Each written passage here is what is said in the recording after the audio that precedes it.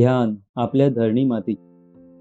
एका उन्हाळ्यात काही दिवस 5 गणीला राहायचा योग आला. तिथे एक मोठे पठार आहे. मी पहाटे उठून त्या पठारावर फिरायला जात असे. पूर्व दिशेला काही खडक होते. त्यांच्यावर बसून उषा देवतेचे आणि उगवत्या सूर्याचे ध्यान अतिशय छान होत असे. 2-3 दिवसानंतर माझ्या ध्यानात आले की एक मोठा कुत्राही तिथल्या एका खडकावर बसून खालच्या दरीतले सौंदर्य निरखित अगदी एकाग्र होऊन ध्यान लावल्यासारखा दिसत असे. आणखी काही दिवस तो त्याच वेळेला त्याच जागी बसलेला आढळला. माझे कुतूहल जागे झाले आणि मी चौकशी केली. तेव्हा कळले की तो 5 गणीतल्या एका भेळपुरीवाल्याचा कुत्रा आहे आणि गेली कित्येक वर्षे त्यानेही पहाटेच्या ध्यानाची सवय लावून घेतली होती. इतरही काही लोकांनी याला दुजोरा दिला. मला फार नवल वाटले, कारण दरी खूप खोल होती. निसर्गरम्य दृश्या पलीकडे तिथून दुसरे काही दिसत नव्हते. पक्षी जसे पहाटे हिंकार करून प्रार्थना करतात, तसेच पशु सुद्धा करतात, पण पशु ध्यान सुद्धा करीत असल्याचे मी कधी ऐकले नव्हते. आप तत्वाच्या ध्यानाप्रमाणेच पृथ्वी तत्वाचे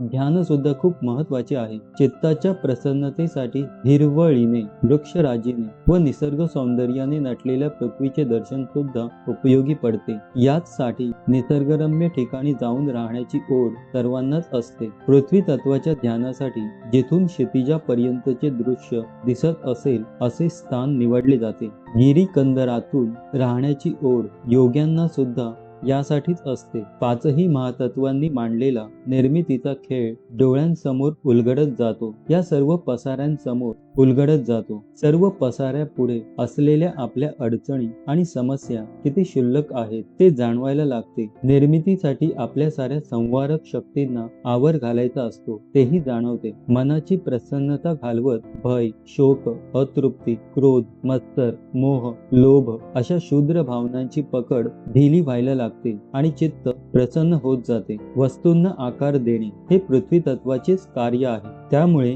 देवतेच्या सगुण साकार मूर्तीचे ध्यान हे आरंभाला तरी पृथ्वी तत्वाचेच ध्यान आहे. देवतांची स्तोत्रे आणि आरत्या यांमधून त्यांच्या रूपाचे आणि आकाराचे वर्णन असते. त्यामुळे त्या देवतेचे स्वरूप डोळ्यांसमोर उभे राहून ध्यान करणे सोपे जाते. वृक्ष हे पृथ्वी देवतेचे रोम मानले आहेत आणि ते म्हणजे सृष्टीच्या निर्मिती प्रक्रियेचे मूर्त रूप समजले जाते. वृक्षांचे संगोपन चांगले व्हावे यासाठी सारी महातत्वे हळूवार होतात. ऋतू हे सुद्धा वृक्षांच्या संगोपनाचे कार्य करतात. वारा, ऊन, पाऊस या सर्वांचा मारा सहन करण्याची शक्ती वृक्षांमध्ये येते. वरून खाली वाहत जाण्याचा आपला नियम मोडून आपतत्व वृक्षाच्या मुळापासून वर शेंड्यापर्यंत पोहोचते आणि त्याला पाने, फुले आणि फळे यांनी समृद्ध करते. छाया देणे हा सुद्धा पृथ्वी तत्वाचाच गुण आहे. रानावनात मानवी संस्कृती निर्माण होत होती. त्याला धरणी मातेने वृक्षांची आणि गुहांची छाया देऊन आणि त्याला अन्न देऊन त्याचे पोषण केले. स्वाध्याय परिवारामध्ये पूज्य दादाजींनी स्वाध्यायींना वृक्ष मंदिराचा प्रयोग सांगितला. आसपासच्या 20 गावातले स्वाध्यायी आळीपाळीने वृक्ष मंदिरात येऊन तिथल्या वृक्षांची देवता या भावाने पूजा करतात, म्हणजे त्यांची निगा राखतात. सर्व जाती जमातींचे लोक या निमित्ताने एकत्र राहायला लागले व त्यांच्यामध्ये उत्तम एकोपा निर्माण झाला आणि वृक्षांची निगा इतकी सुंदर झाली की प्रत्येक वृक्ष मंदिर हे मनोवेधक आणि आकर्षक असे उपवनच झाले आहे. वृक्ष ही निसर्गातली उत्तम पुनर्निर्माणाची प्रक्रिया आहे. आपण सगळे घाणेरडे पदार्थ एकत्र करून कुजवून त्यांचे खत तयार करतो. हे वृक्षांचे अन्न आहे. ते अन्न पचवून वृक्ष सुंदर पाने, फळे आणि फुले निर्माण करतात. टेरी ऑर्लिक नावाचे अमेरिकेतले क्रीडा मानसशास्त्रज्ञ आहेत. आदिवासींची जीवन पद्धती अभ्यासण्यासाठी ते अमेरिकेजवळच्या एका बेटावर जाऊन राहिले. आदिवासींचा एक क्रीडा महोत्सव त्यांना पाहायला मिळाला. त्यात एक प्रथा अत्यंत काटेकोरपणे पाळली जात असल्याचे त्यांच्या ध्यानात आले. कोणतीही स्पर्धा संपली की सर्व खेळाडू आपल्या संघाच्या आणि प्रतिस्पर्धी संघाच्या प्रत्येक खेळाडूला स्पर्श करून नंतर एका झाडाला स्पर्श करीत. टेरी ऑर्लिक यांना ही काय प्रथा आहे ते जाणून घेण्याची उत्सुकता वाटली. त्यांनी दुभाषामार्फत त्या आदिवासींच्या वृद्ध मुखियाला खेळाडूंनी असे करण्याचे कारण विचारले. त्याचे उत्तर ऐकून त्यांना आदिवासींच्या शहाणपणाचे अतिशय कौतुक वाटले. खेळ ही स्पर्धा असल्याने खेळणाऱ्यांच्या मनात प्रतिस्पर्धांविषयी आणि स्वतःच्या जोडीदाराविषयी किंवा आपल्याच संघाच्या खेळाडूबद्दल द्वेष, मत्सर, संताप अशा वाईट भावना निर्माण व्हायची शक्यता असते. स्पर्शाने प्रत्येक खेळाडूने या भावना त्या खेळाडूकडून परत घ्यायच्या आणि त्या एखाद्या झाडाला अर्पण करून टाकायच्या. झाडामध्ये हे सर्व विष पचवण्याची शक्ती असते. या भावना खेळाडूच्या मनातच राहिल्या तर त्याचे व्यक्तिमत्व खुरटण्याचा धोका असतो, म्हणून त्या झाडाला देऊन टाकायच्या. क्रीडा मानसशास्त्रज्ञ असल्याने टेरी ऑर्लिक यांनी या संकल्पनेचा सुंदर उपयोग केला आणि स्वतःचे तंत्र विकसित केले. वाईट भावना ज्या असतील त्या स्पर्धा सुरू होण्यापूर्वीच नाहीशा झालेल्या चांगल्या. त्यामुळे या तंत्रात स्पर्धेच्या ठिकाणी पोहोचल्यावर सुरुवातीलाच एखाद्या झाडाला स्पर्श करून आपल्या मनात नको असलेल्या ज्या भावना आणि विचार असतील ते सर्व एखाद्या झाडाला स्पर्श करून देऊन टाकायचे. नंतरच स्पर्धेच्या ठिकाणी आपली जागा घ्यायची. एका वर्षी दिल्लीला कडाक्याच्या थंडीत नेमबाजीच्या स्पर्धा होत्या. आयोजनही अगदी बिखार होते. महाराष्ट्राचे सर्व खेळाडू संतापून गेले आणि पहिले 2 दिवस आम्हाला एकही पदक मिळाले नाही. मग मी सर्वांना हे झाडाला स्पर्श करून वाईट भावना झाडाला देऊन टाकायचे तंत्र समजावले आणि ते त्यांच्याकडून रोज करूनही घेतले. उरलेल्या आठवडाभरात थंडीचा कडाका वाढतच गेला, पण आमच्या खेळाडूंनी 49 सुवर्णपदके जिंकून सेना दलालाही मागे टाकण्याचा पराक्रम केला. दुसऱ्या वर्षी उन्हाळ्याच्या उकाड्यात या स्पर्धा झाल्या. तिथेही हे तंत्र उपयोगी पडले आणि आम्ही सर्वाधिक सुवर्णपदके जिंकली. सुंदर फुले हे वृक्षाच्या आयुष्यभराच्या तपश्चर्येने निर्माण होत असतात. गंध हा पृथ्वी तत्वाचा प्रधान गुण असल्याने पृथ्वी तत्व हे खडकापेक्षा नाजूक फुलांमध्ये जास्त प्रमाणात आहे असे मानले जाते. देवतेच्या ध्यानामध्ये सुद्धा फुलांनी शृंगारलेल्या मूर्तीचे ध्यान करायचे असते. रोजच्या ध्यानाचा शेवट सुद्धा सुंदर फुलांचा गुच्छ आपण कोणाला देत आहोत किंवा कोणीतरी आपल्याला देत आहे असे चित्रण केले जाते. गुच्छांची आकर्षक मांडणी फुलांच्या सौंदर्यात भर घालते. हे फक्त मानवांनाच शक्य असते. गुच्छांची देवाणघेवाण हा परस्परांच्या गुणवत्तेचा सत्कार आहे. हे ज्या समाजात होत असेल त्याची उन्नती होणारच, हे त्रिकाल बाधित सत्य आहे.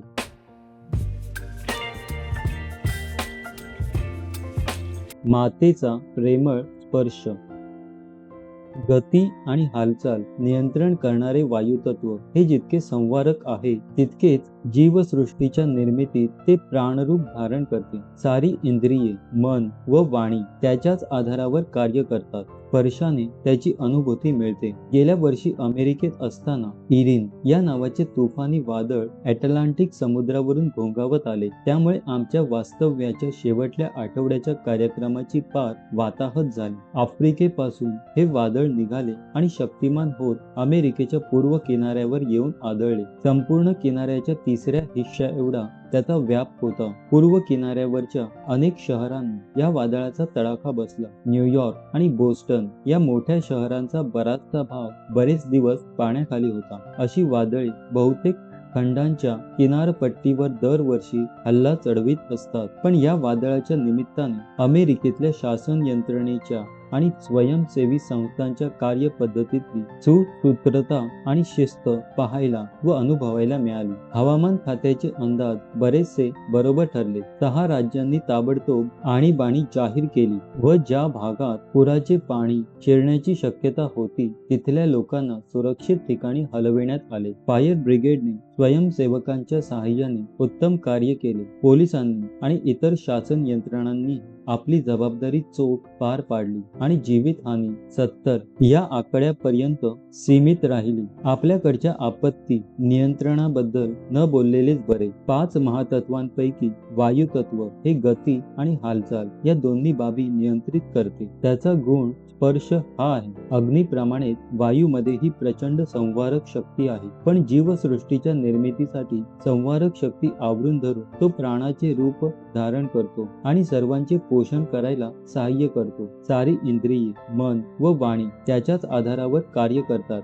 पवनपुत्र अशी ख्याती असलेला हनुमान याची उपासनाही वायूचीच उपासना समजली जाते. जितेंद्रिय असल्यामुळे तो अतिशय बलवान आहे आणि बुद्धिवंतात सर्वश्रेष्ठ असल्याने तो रामाचा सेनापतीही आहे. वायूच्या म्हणजे बलाच्या उपासनेत प्राणायाम म्हणजे श्वासावर नियंत्रण आणि शरीर व इंद्रियांचे व्यायाम असे दोन्ही भाग येतात. मन, प्राण आणि वाणी या तीन शक्ती आपल्याला सर्व कार्य करण्यासाठी उपयोगी पडतात. त्यामध्ये वर्तमानात राहून एकाग्र होण्याकरिता प्राणशक्तीचाच उपयोग केला जातो. डोळे व कान ही दोन इंद्रिये आपण कोठे आहोत त्याचे भान आणतात आणि श्वसन ही सतत वर्तमानात होत राहणारी क्रिया वर्तमानाचे भान जागे ठेवते. कोणताही खेळ उत्तम खेळण्याकरिता अतिशय श्रेष्ठ दर्जाची एकाग्रता लागते. स्थळ आणि काळ या दोन्ही बाबींची जाणीव त्यामुळे फारच महत्वाची ठरते. तुम्ही जिथे आहात तिथे आणि त्या क्षणाला काय घडते आहे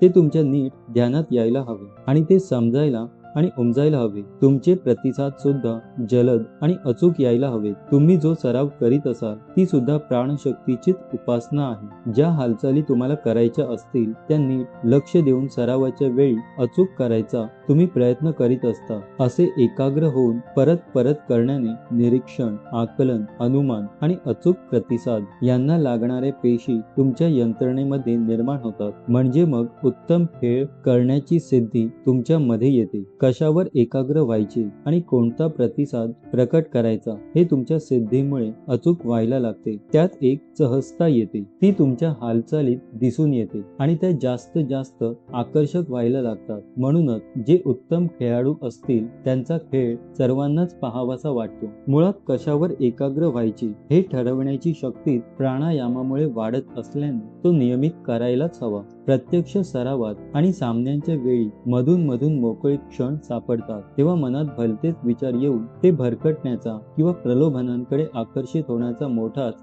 धोका असतो. तेव्हा तो वेळ श्वासावर लक्ष देण्याकडे वापरावा आणि प्रत्यक्ष कृती करीत असताना संपूर्ण लक्ष कृतीवर ठेवण्याची सवय लावून घ्यावी. कोणत्याही क्षेत्रात उत्तम कामगिरी करण्यासाठी हे तंत्र उपयोगी पडते, पण ते प्रभावी ठरण्यासाठी नियमित प्राणायाम करणे आवश्यक आहे. श्वासाबरोबर ऊर्जा शरीरात आणण्याचे आणि वापरलेल्या ऊर्जेने दूषित झालेले वायू बाहेर टाकण्याचे कार्य प्राणवायू करतो. आपण जे अन्न व पाणी सेवन करतो त्यातली ऊर्जा वेगळी करण्याचे काम समान वायू करतो. वेगळी केलेली ऊर्जा शरीरभर पसरवून तिचे साठे निर्माण करण्याचे काम व्यानवायू करतो आणि अन्न पाण्यातली ऊर्जा काढून घेतल्यावर शिल्लक राहिलेला मल बाहेर टाकण्याचे काम अपान वायू करतो. गतीसाठी आणि शरीराच्या हालचालींसाठी या ऊर्जांच्या साठ्यातली शक्ती उदान वायू वापरतो. दीर्घ श्वसन आणि प्राणायाम ही प्राणवायूची उपासना आहे. आहारातला चौथा अपान वायूचे कार्य उत्तम पार पाडण्यास मदत करतो. सहज पचणारा आणि पौष्टिक आहार घेणे ही समान वायूची उपासना आहे. व्यायामाने शरीराचे रक्ताभिसरण सुधारते, त्यामुळे नियमित व्यायाम ही व्यान वायूची उपासना आहे. कला आणि क्रीडा यांच्या सरावाने शरीराच्या स्नायू व सांध्यांच्या हालचाली व्यवस्थित व्हायला लागतात, ही उदान वायूची उपासना आहे. हालचाल पूर्ण थांबण्याचा योगासनांचा व्यायाम ही सुद्धा उदान वायूची उपासना आहे, कारण हालचाल करण्याची प्रेरणा मनात निर्माण होऊन ती प्रत्यक्षात आणण्याचे कार्य उदान वायू करतो. प्राणायाम आणि योगासन, कला आणि क्रीडा, आहार आणि विश्रांती यांच्यावर नियंत्रण या साऱ्या वायू तत्वाच्याच उपासना आहेत. त्याने आपले आरोग्य आणि काम करण्याचा उत्साह टिकून राहतो. दीर्घायुष्याची प्राप्ती होते. विकारांवर नियंत्रण ठेवता येऊन हातून उत्तम कार्य घडते. श्वसन क्रियेमुळे आपल्या शरीर यंत्रणेचा विश्वातील ऊर्जेशी प्रत्यक्ष संपर्क राहतो. आपण विजेचे कनेक्शन घेतले तर आपण वापरत असलेल्या सर्व साधनांना, उपकरणांना लागत असलेली वीज आपण तारांच्या साहाय्याने घेऊ शकतो. पण या सर्व तारा आणि उपकरणे यांची जेवढी शक्ती असेल तेवढीच वीज आपल्याला घेता येईल. या तारा आणि उपकरणे सुस्थितीत ठेवण्याची जबाबदारी आपली आहे. तसे केले नाही तर सारी यंत्रणाच जळून जाईल. शरीरातल्या सर्वच संस्था नियमित प्राणायाम, व्यायाम व आहार यांनी उत्तम स्थितीत ठेवता येतात आणि आपल्या यंत्रणेची ऊर्जा ग्रहण करण्याची, ती वापरण्याची आणि तिचा साठा करण्याची शक्ती सुद्धा वाढत राहते. ज्ञान, कौशल्य उत्तम ग्रहण करता येते आणि त्यांचा वापरही उत्तम करता येतो. समाजाला उपयोगी पडणारी कार्ये हातून घडतात. वायू तत्व आपल्याला प्रत्यक्ष दिसत नसले तरी पृथ्वीभोवती त्याचे आवरण असतेच. त्यात गती आणि हालचाल हे निर्माण झाली की स्पर्शाने आपल्याला ते जाणवते. आई बापांना आपल्या मुलाबद्दल वाटणाऱ्या वात्सल्याने त्याला प्रेमळ स्पर्श करावा आणि त्याला जवळ घ्यावे असे वाटत असते. त्याच वात्सल्याने जगाचा नियंता तुम्हाला वायूच्या हाताने कुरवाळत असतो. आपण आपल्या उपासना व्यवस्थित केल्या तर त्याच्या जास्त जवळ जातो. मग आईच्या कुशीत विसावलेल्या बालकाचा आनंद आपल्या वाट्याला येतो. तो मिळवण्यासाठी एवढे तप करायलाच हवे.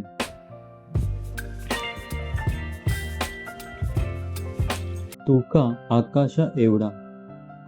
दिल्लीमधल्या माझ्या आठवणी बऱ्याचशा संगीताशी निगडीत आहेत. मी दिल्लीमध्ये नेमणुकीवर होतो तेव्हा बाबा आमटे आणि साधनाताई बरेच दिवस दिल्लीत होते. बाबांचे मेहुणे डॉक्टर सदाफळ यांच्याकडे त्यांचा मुक्काम असे. माझाही बराच वेळ सदाफळांकडे जात असे. सारे सदाफळ कुटुंब संगीतात बुडालेले होते. कोणाची तरी संगीताची कॅसेट लावलेली आणि घरातील सर्वच मंडळी संगीतातल्या उत्तम जागांना दाद देतच आपापली कामे उरकत असत. नंतर ज्यावेळी दिल्लीला जाणे होई त्यावेळी महाराष्ट्र सदनात मुक्काम असे. जेव्हा जेव्हा मी जाई तेव्हा तेव्हा एखादा गायन वादनाचा कार्यक्रम असायचाच. भीमसेन जोशी, वसंतराव देशपांडे, शोभा गुरटू, शुभा मृदल अशा अनेक ख्यातनाम गायकांच्या मैफिली दिल्लीतच ऐकायला मिळाल्या. मुंबईत अनेक संगीताचे कार्यक्रम होतच असतात, पण त्यांना जायचे ठरले की हटकून काहीतरी घडे आणि कार्यक्रमाला जाणे रद्द होईल. अशाच एका दिल्लीच्या भेटीत पु ल देशपांड्यांशीच गाठ पडली. त्यांनी संध्याकाळी भीमसेनजींच्या गाण्याला येण्याचे आमंत्रण दिले. पेटीवर भाई स्वतःच बसणार होते. हा अलभ्य लाभ कोण सोडील. त्या सायंकाळची महफिल अशी रंगली की ज्याचे नाव ते शेवटच्या जो भजे हरिको सदा पर्यंत भीमसेनजींनी साऱ्या श्रोत्यांना पछाडून टाकले. त्यांनी त्या दिवशी तुकारामांचा एक अभंग ऐकवला. अणुरणीय थोकडा तुका आकाशा एवढा. त्या शब्द प्रभूचे ते वेड लावणारे शब्द आणि भीमसेनजींचे स्वर्गीय सूर यांचा इतका उत्तम मेळ जमला होता की पुढे बरेच दिवस ते स्वर माझ्या डोक्यात घोळत राहिले. नंतर एकदा माझ्या गायन वेड्या मित्राने एका मैफिलीची टेप मला आणून दिली. ती टेप सुंदरच होती, पण मागच्या बाजूला भीमसेनजींचा तोच अभंग आधीच रेकॉर्ड झालेला होता. हे ध्यानात आल्यावर मी ती टेप इतक्या वेळा ऐकली की तो अभंग आमच्या घरीही सर्वांनाच आवडायला लागला. शास्त्रीय संगीताची फारशी ओढ नसलेल्या माझ्या मुलांना सुद्धा. आकाश तत्वाची साधना ही पंचमहातत्वातली अंतिम साधना. त्याच्यानंतर साक्षात आत्मतत्वच. तैत्तिरीय उपनिषदातल्या शिक्षाध्यायात विश्वाच्या उत्पत्तीचे वर्णन आले आहे. आत्म्यापासून प्रथम आकाश निर्माण झालं. आकाशापासून वायू, वायूपासून अग्नी, अग्नीपासून पाणी, पाण्यातून पृथ्वी, पृथ्वीपासून वनस्पती, वनस्पतीपासून अन्न आणि त्या अन्नातून मानवाचा पिंड घडला. ही अव्यक्तातून व्यक्ताकडे होणारी वाटचाल आहे. आपल्याला व्यक्तच प्रकट असे जाणवते, पण त्याच्या मागचे सूक्ष्म तत्व ओळखण्यासाठी प्रतिप्रसवाची साधना आहे. या साधनेत प्रथम आकार असलेले आलंबन ध्यानासाठी निवडायचे आणि मग उत्तरोत्तर सूक्ष्म आलंबनाचे ध्यान करीत जायचे. आकाश तत्व अत्यंत सूक्ष्म आहे खरे, पण ते साऱ्याला व्यापून असलेले अनंतही आहे. ईशावास्योपनिषदात आत्मतत्वांचे वर्णन आले आहे. ते दूर आहे, ते जवळही आहे. सर्व भूतमात्राच्या आत ते आहेत आणि बाहेरही तेच आहे. स्वस्थ उभे राहून धावणाऱ्या सर्वांना ते मागे टाकते. देव सुद्धा त्याला गाठू शकलेले नाही. त्याने मात्र देवांना केव्हाच गाठलेले आहे. हे वर्णन आकाश तत्वालाही लागू पडते. ज्या तत्वाची आपण उपासना करू ते आपले आराध्य दैवत होते. आपण त्याचा ध्यास घेतल्याने त्याच्यासारखेच बनत जातो. अणुरेणूंमध्ये जी शक्ती सामावलेली आहे तिच्यापेक्षाही आपण तोकडेच आहोत ही जाणीव प्रकर्षाने होते. ती ज्ञानमार्गाने होते आणि निस्वार्थ कर्म करीत राहिल्याने सुद्धा होते. पण संत श्रेष्ठ तुकारामांनी स्वीकारलेल्या भक्ती मार्गात लवकर होते. तम, रज, सत्व या तिन्ही गुणांची पुटे गळून जातात आणि आतल्या ज्योतीचा प्रकाश आत्मत उजळून टाकतो. मग व्यवहारातले सारे भ्रम देहाभिमानाने आपल्याला सतावत राहतात याची जाणीव होते. देहाभिमानच गळून गेला म्हणजे हे सारे विश्व व्यापून असलेले आकाश तत्वच मी आहे याचे भान येते. एका लहानशा अभंगात संत तुकारामांनी एवढे मोठे तत्वज्ञान मांडलेले आहे. एवढे शब्द सामर्थ्य हे विरक्त, अलिप्त, साक्षी भाव म्हणजे आकाश तत्व हे सूक्ष्म आहे, तसेच अनंतही. त्यामुळे अनंतता जिथे जाणवते तिथे त्याचे ध्यान आपोआपच घडते. समुद्राचा किनारा आणि पर्वत ही दोन आकाश तत्वाच्या साधनेची उत्तम ठिकाणे. पण शब्द हा तर आकाश तत्वाचा प्रधान गुण. त्यामुळे नाद ब्रह्माची साधना ही सुद्धा आकाश तत्वाचीच साधना मानली जाते. माझे भाग्य फार मोठे की मला नित्यानंद स्वामींचे शिष्य स्वामी प्रकाशानंद यांचा सहवास घडला. व्यावहारिक अर्थाने ते विद्वान वगैरे नव्हते. नम्रता इतकी की आपण अडाणी आहोत असेच ते सर्वांना सांगत. पण नाद ब्रह्माच्या साधनेचा त्यांचा प्रत्यक्ष अनुभव खूप मोठा होता. त्या साधनेबद्दल त्यांच्या तोंडून ऐकणे म्हणजे आनंदाची फार मोठी पर्वणी असे. ब्रह्माची लाडकी कन्या सरस्वती, तिच्या वीणेचा अनाहत नाद सतत झंकारत असतो. इतर नाद सतत कानांवर पडत राहिल्याने आपले त्यावर अवधान नसते. शांत बसून निसर्गात निर्माण होत असलेले नाद एकचित्ताने ऐकत राहणे अशी ती साधना आहे. समुद्राची गाज, नदी, झरा वाहताना निर्माण होणारा शब्द, धबधबा वरून खाली कोसळताना होणारा गंभीर नाद ही सारी नाद ब्रह्माच्या उपासनेची उत्तम साधने आहेत. आकाश तत्व हे ईश्वराचे कान आहे. आपण निर्माण केलेली जीवसृष्टी आपापसात काय बोलते ते ऐकण्याची त्याला अतिशय ओढ आहे. त्यामुळे दोन मुंग्यांसुद्धा एकमेकांशी काय बोलतात हे ऐकण्यासाठी आकाश तत्व तिथे असतेच. ओंकाराची साधना गीतेत आणि उपनिषदात सांगितलेली ओम तत्सत ही उपासना या आकाश तत्वाच्याच आणि त्याच्याद्वारे ब्रह्माच्या उपासना आहेत. आपण बोलत असलेले शब्द ते प्रत्यक्षात उच्चारले गेले नाहीत, नुसते आपल्या मनात निर्माण झाले तरी प्रत्यक्ष ईश्वर ते ऐकत असतो. मग ते विचार, ते उच्चार वाईट असले तर ते त्याला आणि त्याच्यामुळे आपल्यालाही दुःखाचे ठरणार आहे. ही भावना या उपासनेमुळे मनात जागी राहते. आपोआपच आपणही त्याच्यासारखे सत्याचे आणि प्रकाशाचे साक्षी होतो. असत्य, अहंकार यांच्यापासून दूर राहण्याने आयुष्य सार्थकी लागत असते. आता प्रत्येकालाच तुकाराम, शिवाजी किंवा JRD टाटा होणे अवघड आहे हे खरे, पण आपण स्वीकारलेल्या क्षेत्रात आणखी चांगले बनणे नक्कीच शक्य आहे. आपला देहाभिमान, त्यातून येणारी मी आणि माझे ही वृत्ती आपल्या प्रगतीच्या मार्गात अडथळे निर्माण करते. ती नाहीशी करण्यासाठी आकाश तत्वाची साधना करायची.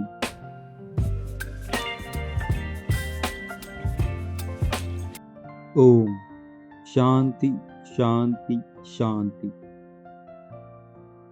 या उन्हाळ्यात त्या प्रसंगाला 3 वर्षे पूर्ण होती, पण काही आठवणी मनात ताज्याच राहतात. त्यापैकीच ही एक. बंगलोरच्या एका क्लबमध्ये बिलियर्ड्सचा एक नवा हॉल बांधला होता. त्याच्या उद्घाटनासाठी राष्ट्रीय दर्जाची एक स्पर्धा भरविण्यात आली होती. स्पर्धेच्या समारोपासाठी मला प्रमुख पाहुणा म्हणून निमंत्रण होते. अंतिम फेरीत 8 वेळा विश्वविजेतेपद मिळविणारा गीत सेठी आणि सध्याचा विश्वविजेता पंकज अडवाणी हे एकमेकांविरुद्ध खेळणार होते. त्यामुळे तो सामना रंगणार याची सर्वांना खात्री होती. इतर कोणत्याही शहराप्रमाणे वाहतुकीची समस्या ही बंगलोर शहरातही तीव्रच आहे. त्यामुळे लवकर निघून सुद्धा मी आणि माझा मित्र सामन्याला उशिराच पोहोचलो. सामना सुरू झालेला होता. पंकजचा डाव चालू होता. ती खेळी संपल्यानंतर आम्ही आत गेलो. पंकजशी माझी नजरानजर झाली. त्याने अभिवादन केले आणि आम्ही पुढल्या रांगेत राखून ठेवलेल्या आसनांवर स्थानापन्न झालो. गीतने आमच्याकडे लक्षही दिले नाही. आम्ही आत आलो तेव्हाच नव्हे तर संपूर्ण सामना संपेपर्यंत त्याने आमची दखल सुद्धा घेतली नाही. माझ्या मित्राला जरासा रागच आला, कारण तो सुद्धा गीतला चांगलाच ओळखत होता. मी तर मुख्य पाहुणा होतो आणि गीत गेली 20 वर्षे माझ्याकडे मानसिक सरावासाठी येत होता. तो आपल्याकडे पाहत सुद्धा नाही. हलक्या आवाजात कुजबुजत माझ्या मित्रांनी तक्रार केली, पाहायचेच नसते, आज त्याचा खेळ बघ तू. मी उत्तर दिले, मोठा सामना खेळत असताना मन निर्बंध झुगारून द्यायला उत्सुक असते. कोणी आत आले किंवा प्रेक्षागृहात बसलेल्या व्यक्तीशी नजरानजर झाली की त्या व्यक्तीशी पूर्वी झालेल्या गाठीभेटी आठवतात आणि मन त्या स्मृतींशी खेळायला लागते आणि वर्तमानात लागणारी एकाग्रता घालवून बसते. परिचयाच्या नसलेल्या व्यक्ती सुद्धा लक्ष वेधून घेतात आणि त्या कोणासारख्या दिसतात त्याचे विचार मनाचा ताबा घेतात. एकाग्रतेचे बंध तोडायला मनाला निमित्तच हवे असते. मी प्रमुख पाहुणा म्हणून येणार हे ठाऊक असूनही गीतने नजरानजर होऊ देणे टाळले होते. ही बाब त्याचा निग्रह स्पष्ट करीत होती. त्या दिवशी खरोखरच गीतने अप्रतिम खेळ केला. सारा प्रेक्षक वर्ग बंगलोरमध्येच राहणाऱ्या पंकजच्या बाजूचा होता. पंकज ही चांगलाच फॉर्म मध्ये होता, पण त्याचा मुळीच टिकाव लागला नाही. 1000 पॉइंटची मॅच गीतने जिंकली तेव्हा पंकजचे 289 पॉइंट्स झालेले होते. दर्दी प्रेक्षक अगदी तृप्त होतील असाच खेळ गीतने करून दाखवला. सामना संपल्याबरोबर गीतला पत्रकारांचा, चाहत्यांचा गराडा पडला. त्या साऱ्यांना बाजूला सारत तो माझ्याकडे आला आणि मला मिठी मारून म्हणाला, तुम्ही नुसते हजर असलात तरी मला पुरेसे आहे. मी हसत त्याला म्हटले, मी तुझा मॅनेजरच होतो, म्हणजे मग तू सारखा जिंकत राहशील. हे सारे टीव्हीवर दाखवले गेल्यामुळे त्या दिवशी बंगलोरच्या बिलियर्ड प्रेमींमध्ये माझा भाव चांगलाच वधारला. मी तेथे असेपर्यंत फोन येत राहिले आणि लोकही येऊन भेटत राहिले. इतका उत्तम खेळ करून श्रेय मला देणे हा तर गीतचा मोठेपणा. मी नसताना सुद्धा असा उत्तम खेळ करण्याची पात्रता त्याच्याकडे होती. त्याने 8 वेळा विश्वविजेतेपदाला गवसणी घातली. त्यापैकी फक्त 2च वेळा मी त्याच्या बरोबर होतो. माझ्या असण्याने फरक पडणार असता तर बाकीच्या 6 वेळा तो कसा जिंकला असता. बिलियर्ड्स खेळ हा फार फसवा खेळ आहे. पंकज किंवा गीत सारखे खेळाडू खेळत असतील त्यावेळी टेबल, त्यावरचा कपडा, पॉकेट्स, चेंडू या साऱ्या निर्जीव वस्तू त्यांच्या संपूर्ण हुकमतीखाली असतात आणि सैन्याच्या प्रशिक्षित तुकडीप्रमाणे त्यांचे सारे आदेश तत्परतेने पाळत असतात. ज्या चेंडूला पॉकेटमध्ये जाण्याचा हुकूम असतो तो मुकाट्याने पॉकेटमध्ये शिरतो. दुसरे दोन्ही चेंडू सुद्धा जिथे थांबायचे असेल त्याच बिंदूवर थांबतात. 1 मिलीमीटरचा सुद्धा फरक होत नाही. त्यामुळे हा खेळ फार सोपा आहे असा आपला गैरसमज होतो. पण तोच खेळ आपण खेळायला लागलो की या साऱ्या निर्जीव वस्तू बंड पुकारतात आणि एखाद्या गुंडाची टोळी जशी वाटेल तशी वागते तशा वागायला लागतात. जो चेंडू पॉकेटमध्ये जायला हवा तो खुडखुड करून बाहेरच थांबतो आणि इतर दोन्ही चेंडूही नको तिथे जाऊन थांबतात आणि आपला डाव लवकर संपतो. असं का होत असावं. पंकज आणि गीत हे दोघंही अतिशय उत्तम खेळाडू. 3 महिन्यांपूर्वीच त्या दोघांची विश्वविजेतेपदासाठीच्या अंतिम फेरीत पंकजने गीतला अगदी सहज हरवले होते. पण त्या दिवशी बंगलोरमध्ये गीतच्या झंझावातापुढे पंकज अगदी निष्प्रभ ठरला. उत्तम खेळाडू जिंकत नाही तर जो खेळाडू उत्तम खेळेल तो जिंकतो हे परत एकदा सिद्ध झाले. उत्तम खेळण्यासाठी खेळाडूला स्वतःच्या अंतःकरणावर, विचारांवर आणि हालचालींवर संपूर्ण नियंत्रण मिळवावे लागते. हे ज्याला साधेल त्याचाच खेळ त्या दिवशी सर्वोत्तम होतो, कारण त्याच्याशी संपर्कात येत असलेल्या सर्व सजीव निर्जीव गोष्टी त्याला अनुकूल होत जातात. मग स्वप्नात सुद्धा अशक्य वाटणारी कामगिरी प्रत्यक्षात शक्य होते. आपल्याकडे उपासनेला, साधनेला सुरुवात करताना शांती मंत्र म्हणून त्रिवार शांतीचा उद्घोष करायचा असतो. यापैकी पहिली शांती ही आध्यात्मिक म्हणजे आपले शरीर, सर्व इंद्रिये, अंतःकरणे, भावना, विचार, हालचाली, गती या साऱ्यांची असते. तिच्या बरोबरच आपल्या संपर्कात येणाऱ्या सजीव निर्जीव साऱ्याच गोष्टी आपल्याला अनुकूल असाव्यात यासाठी सुद्धा साधना करायची असते. त्याने दुसरी म्हणजे अधिभौतिक शांती साधते. या सर्वांपलीकडे निसर्गामध्ये आपल्या नियंत्रणापलीकडच्या शक्ती असतात. त्यांच्या अनुकूलतेसाठी आपण प्रार्थनाच फक्त करू शकतो. पण पहिल्या 2 शांती ज्याला साधतात त्याची या शक्ती संरक्षण करण्याची वाटच पाहत असतात, कारण त्यानेच मानवतेचा विकास शक्य होतो. ही तिसरी आधिदैविक शांती आहे. उपासना सुरू करण्यापूर्वी शांती मंत्र म्हणून त्रिवार शांतीचा उद्घोष हा आपला संकल्प आणि प्रार्थनेचा भाग असतो. उपासना आटपल्यावर परत शांती मंत्र म्हणायचा आणि परत त्रिवार शांतीचा उद्घोष करायचा. उपासना करून झाल्यावर करायचा शांतीचा उद्घोष हा समाधानाचा उद्गार आहे. ज्या संकल्पाने साधनेला सुरुवात केली तो संकल्प पूर्ण झाल्याचे हे समाधान आहे. ते साऱ्यांनाच लाभू दे.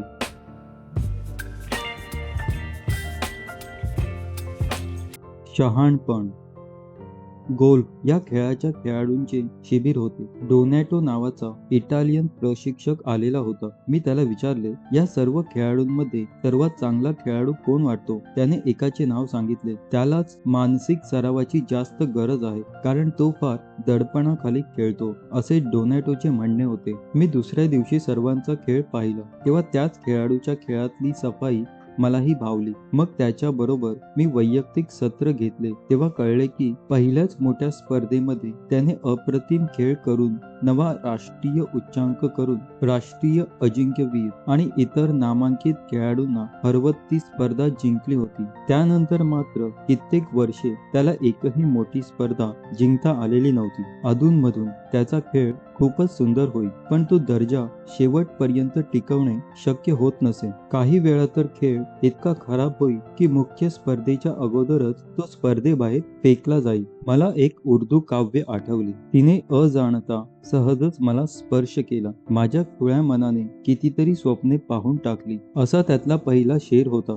गोल्फ चा खेळ खरोखरीच खेळाडूची कठोर कसोटी पाहणारा खेळ आहे. त्यातल्या उत्तमतेने त्याला असाच सहज स्पर्श केलेला होता. त्याचे खुळे मन या स्वप्नातच जगायला लागले की त्या उत्तमतेने त्याला वरलेले आहे. आता त्याला ती सदैव साथ देत राहील. पण वास्तवात तसे होत नाही. दरवेळी तुमच्या श्रद्धा, निष्ठा, कौशल्य, एकाग्रता, आत्मविश्वास या साऱ्यांची अत्यंत कठोर कसोटी पाहिली जाते. या साऱ्यांचा दर्जा उत्तम राहिला तरच विजयश्री माळ घालते, नाहीतर तुम्ही कोणाच्या खिस गणतीत सुद्धा नसता.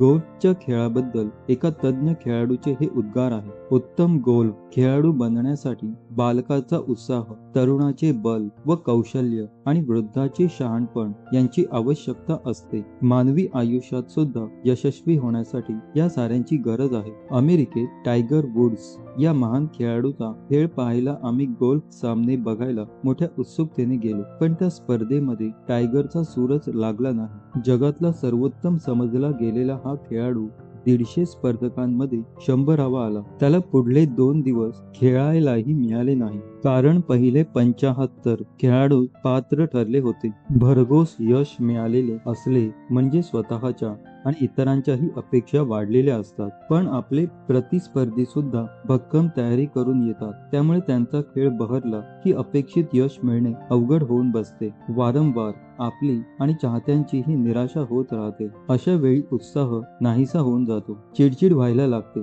खेळ सुद्धा दडपणाखालीच होत असल्याने एकंदर दर्जा खालावतो. मग कितीही सराव केला तरी स्पर्धा आणि सामने हातातून निसटतच राहतात. निराशेचा पगडा स्वभावावरच बसायला लागतो. टेनिसचा एक युवा खेळाडू माझ्या समोर बसलेला होता. वयोगटात त्या स्पर्धा त्याने चांगल्याच गाजवल्या होत्या. त्यामुळे सर्वांच्याच त्याच्याकडून खूपच मोठ्या अपेक्षा होत्या. आता तो वरिष्ठ गटाच्या उंबरठ्यावर होता. अशा वेळी त्याचा उत्साहच नाहीसा झाला होता. त्याचे प्रशिक्षक, पालक चिंतेत पडले होते, कारण तो सरावावर, शारीरिक तंदुरुस्तीवर आणि आहारावर सुद्धा नीट ते लक्ष देईनासा झाला होता. खेळाचा व तंदुरुस्तीचा दर्जा घसरत असल्याचे जाणवायला लागले होते. त्याच्याशी वैयक्तिक सत्रात चर्चा केली तेव्हा त्याच्या समस्येचे मूळ सापडले. त्याने सांगितले की त्याला ज्या प्रकारच्या खेळाची सवय होती त्यापेक्षा वेगळा खेळ जर प्रतिस्पर्धी खेळाडू करत असला तर त्याची चिडचिड होईल आणि सारख्या चुका घडायला लागत. मग त्याचा उत्साहच गेला होता आणि खेळण्यात, व्यायाम करण्यात रस वाटेनासा झाला. आहारात लहानपणी खूप लाड झालेले असल्यामुळे पथ्याचे पदार्थ खाणे जीवावर येत होते. टायगर वुड्स यशाच्या शिखरावर असताना त्याने अनेक स्त्रियांबरोबर केलेली लफडी उघडकीला आली. त्यामुळे त्याचे वैवाहिक जीवन उद्ध्वस्त झाले. कमावलेल्या संपत्तीचा खूप मोठा वाटा देऊन पत्नीशी काडीमोड घ्यावा लागला होता. केलेल्या पापांबद्दल आणि झालेल्या मानहानीबद्दल त्याचे मन त्याला खात होते. त्यामुळे बरेच दिवस तो गोल्फ पासून दूरच राहिला. बऱ्याच कालांतराने त्याने सरावाला सुरुवात केली. स्पर्धांमध्ये खेळायला सुरुवात केल्यावर त्याचे असंख्य चाहते त्याचा खेळ पाहण्यासाठी गर्दी करायला लागले. चाहत्यांनी त्याला केव्हाच माफ करून टाकले होते, पण त्याने मात्र स्वतःला माफ केलेले नव्हते. अमेरिकेत गोल्फ खेळावरच विशेष चिंतन आणि संशोधन गाठीशी असलेले क्रीडा मानसशास्त्रातले तज्ज्ञ आहेत. स्वतः टायगर वुड्सचाही या बाबतीत दांडगा अभ्यास आणि अनुभव आहे. त्यामुळे बराच वेळ जरी लागला तरी त्यातून तो सावरला आणि जागतिक मानांकनातही तो परत वरच्या क्रमांकावर यायला लागला आहे. टायगर वुड्सची समस्या भूतकाळात जे वाईट घडले त्यातून बाहेर येण्याची होती, तर आमच्या भारतीय खेळाडूला भूतकाळात जे त्याच्या हातून उत्तम घडले होते त्यातून बाहेर पडता येणे अवघड झाले होते. मागच्या चांगल्या अनुभवाचा उपयोग होतच असतो. त्यातूनच तुमची आजची कर्तबगारी बहरणार असते. पण त्या अनुभवाला चिकटून राहून तुम्ही आपला दर्जा गृहीत धरून चालणार असाल तर इतर स्पर्धक तुम्हाला सहज मागे टाकणार आहे. हे उमगल्यावर भारतीय खेळाडूंनीही आपला दृष्टिकोन बदलला आणि वर्तमानात राहण्याचा सराव करून त्याने राष्ट्रीय आणि आंतरराष्ट्रीय स्पर्धा सुद्धा गाजवल्या. माझ्याकडे आलेल्या युवा टेनिस खेळाडूची समस्या मात्र वेगळीच होती. तो आपले बाल्यच सोडायला तयार नव्हता. जिंकण्यावर फक्त माझाच अधिकार आहे असे समजणे पण पोरकटपणाचेच लक्षण आहे. अशी माणसे फक्त वयानेच वाढतात. त्यामुळे मनाने मोठे होण्याऐवजी द्वेष, मत्सर, क्रोध या अनिष्ट भावनांची जोपासना होऊन व्यक्तिमत्वच कुरडते. त्याला जेव्हा हे उमगले की माझी उत्तमता गृहीत धरून चालणार नाही, प्रतिस्पर्धी मला हरवण्यासाठी टपलेले आहेत, परिस्थितीशी जुळवून घेणे, विरुद्ध खेळणाऱ्याचे डावपेच ओळखून आपल्या खेळात आवश्यक तो बदल करून उत्तम खेळ करणे ही माझी जबाबदारी आहे. त्याचा खेळ आता चांगलाच सुधारला आहे आणि कामगिरीही चांगली होते आहे. अनुभवातून शहाणपण शिकायचे असते. त्यासाठी म्हातारे होण्याची वाट पाहावी लागत नाही. प्रत्येक अनुभव आपल्याला शहाणा करण्यासाठीच असतो. हे शहाणपण आपल्या उपयोगी पडते. म्हातारपणी जे शहाणपण येते ते इतरांच्या उपयोगासाठी असते. हे नेहमी ध्यानात ठेवणे आवश्यक आहे.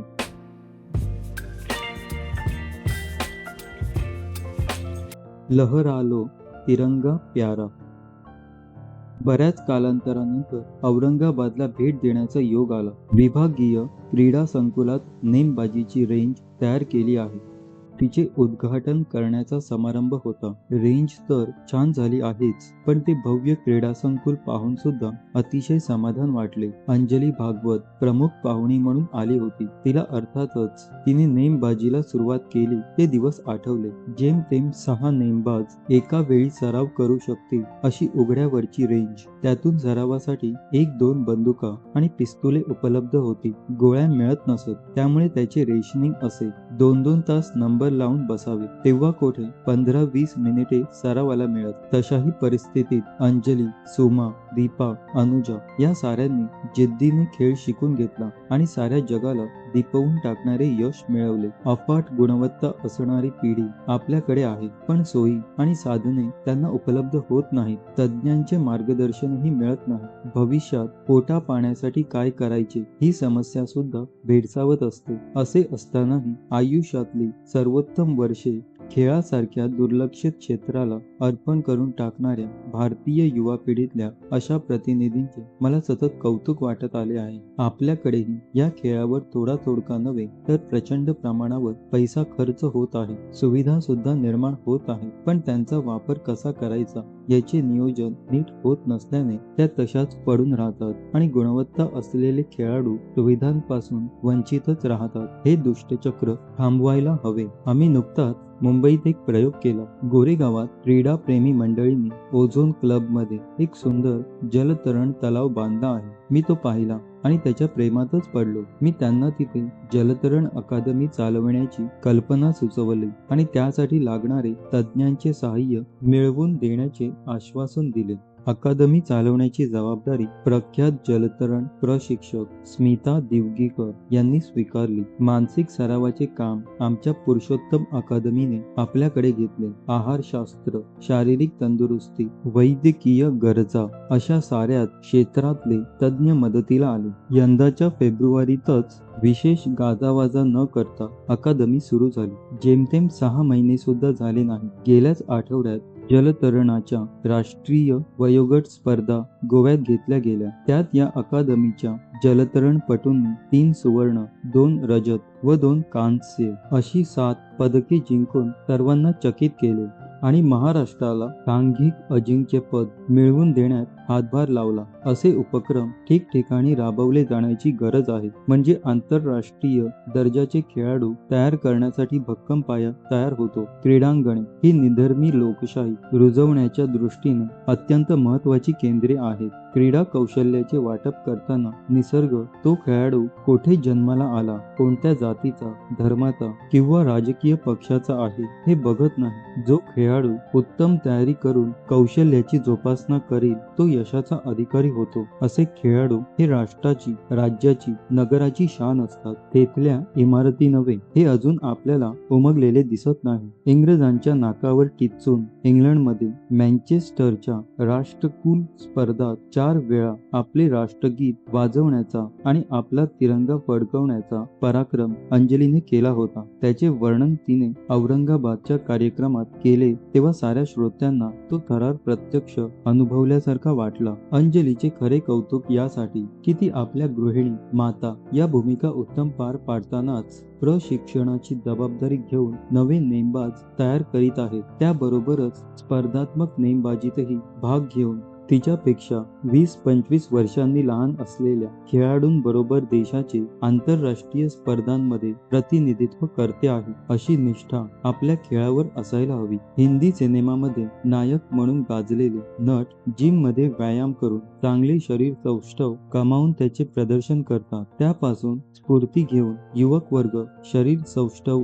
कमावण्याच्या नादाला लागला आहे. तसे पाहता ही चांगलीच गोष्ट आहे, पण त्यात एक फार मोठा धोका आहे. दुबळे शरीर आणि दुबळे मन जसे क्रोर्याकडे ओढले जाते, तसेच योग्य त्या संस्काराखेरीज कमावलेली शारीरिक शक्ती सुद्धा दुर्बलांना चिरडून टाकायला प्रवृत्त करू शकते. आपल्या पुराणातले राक्षस सुद्धा शरीराने बलवानच होते, पण त्यांनी आपली शक्ती आर्तांचे, दुर्बलांचे भय नाहीसे करण्यासाठी न वापरता ती स्वार्थासाठी वापरली. म्हणून तर त्यांचा नाश करणे क्रमप्राप्त झाले. येणारी शक्ती योग्य प्रकारे वापरण्याचे संस्कार क्रीडांगणावरच सर्वात चांगले होऊ शकतात. तिथे सांघिक शक्तीचे आणि संघ भावनेचे महत्त्व कळते आणि चांगले रुजते. आपले कौशल्य आणि शक्ती वाढवत न्यायची आणि ती आपल्या संघाला, राज्याला आणि देशाला अर्पण करून टाकायची. तिरंगा झेंडा, आपले राष्ट्रगीत ही आपल्या राष्ट्राभिमानाची प्रतीके आहेत. मानाने ती आंतरराष्ट्रीय स्पर्धांमध्ये मिरवायची असतात. हे जे सुवर्णपदक मिळवू शकतात त्यांनाच करता येते. दिल्लीच्या राष्ट्रकुल स्पर्धात आपण इंग्लंडला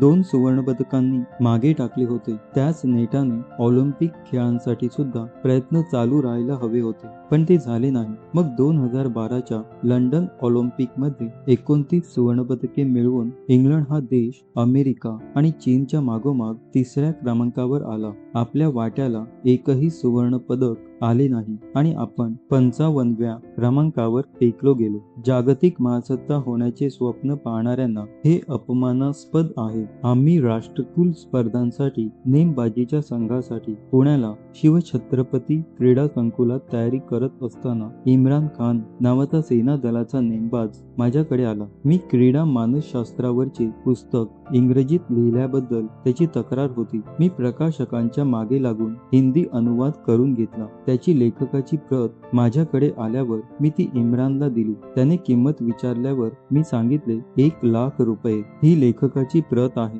तू सुवर्ण पदक जिंकल्यावर लाखो रुपये तुला मिळतील. त्यातून तू माझे 1,00,000 दे. दिल्लीला सुवर्ण पदक जिंकल्यावर तो मला म्हणाला, आता मी तुमचे कर्ज फेडू शकेन. मी म्हटले, तू तिरंगा फडकवलास आणि आपले राष्ट्रगीत वाजवलेस, त्याबद्दल मीच तुझे 1 कोटी देणे लागतो. त्याने मला आनंदाने मिठी मारली. अशा कर्जात राहणे मला आवडेल.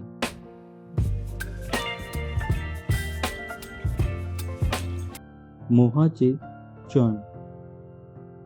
गुरुकुलातले सारे शिष्य गुरुजींची वाट पाहत होते. त्यांच्यापैकी काहींनी आपला शिक्षणक्रम पुरा केला होता आणि आज त्यांना अंतिम परीक्षेला सामोरे जायचे होते. सर्वांनाच उत्सुकता लागून राहिलेली होती. गुरुजी आले. त्यांनी सर्व परीक्षा देणाऱ्यांना जवळ बोलावून सांगितले, आज दिवसभर तुम्ही साऱ्यांनी व्रतस्थ राहायचे आहे. समोर ठेवलेल्या फळांपैकी कोणतेही एक उचला. संध्याकाळपर्यंत रानातच राहायचे. भूक अनावर झाली तर ते फळ खायचे, पण ते सुद्धा कोणी पाहत नाही अशा ठिकाणी बसून खायचे. संध्याकाळी सारे शिष्य परत आले. सर्वजण रिकाम्या हाताने परत आले होते. फक्त एकच जण आपले फळ न खाता परत घेऊन आला होता. त्याची सर्वांनी थट्टा केली. गुरुजींनी प्रत्येकाला आपला अनुभव वर्णन करून सांगायची सूचना केली. प्रत्येकाने आपण कोणीही पाहत नसलेले स्थान कसे शोधले, अगदी पशु पक्षीही पाहत नसतानाच फळ कसे खाल्ले याचे वर्णन केले. सर्वात शेवटी फळ तसेच घेऊन येणाऱ्या शिष्याची पाळी आली. तो म्हणाला,